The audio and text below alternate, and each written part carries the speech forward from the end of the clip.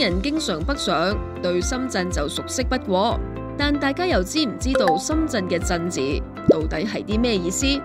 深圳依家係擁有1700幾萬人口，GDP 規模達到36800億人民幣嘅超級城市，唔單止早已超越香港，甚至超越全球大約170個國家。呢一切都係由深圳墟開始。以前嘅深圳墟係廣東新安縣轄下一個墟市，喺明朝晚期或者更早嘅時間形成，位置就喺依家羅湖區東門一帶。呢一帶嘅居民有唔少係客家人。原來喺客家方言入邊，鎮指嘅係田邊水溝。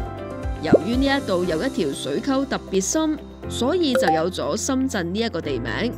因為鎮係方言字，以前比較少見，所以喺改革開放初期，一啲外地人甚至唔知道呢一個字點樣讀。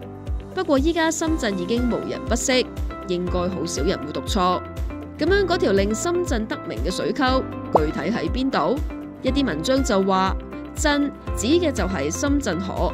亦有網上文章認為，佢原來係由深圳銀湖到筆架山嘅東側，一直伸延到深圳河。喺民國初期，新安縣改稱寶安縣，深圳墟亦都因為九廣鐵路興建以及深圳站嘅成立，得到進一步發展。新中國成立之後，深圳改墟為鎮。1950年代將寶安縣城由南頭，即係依家嘅南山區搬到嚟呢一度。1979年3月，寶安喺改革開放之初設縣改市，深圳取代寶安，成為咗新城市嘅名。之後更加成立咗深圳經濟特區。深圳嘅發展一日千里，由墟開始，逐步蛻變成長，依家已經係舉世矚目嘅國際大都市，亦係粵港澳大灣區其中一座實力雄厚嘅中心城市。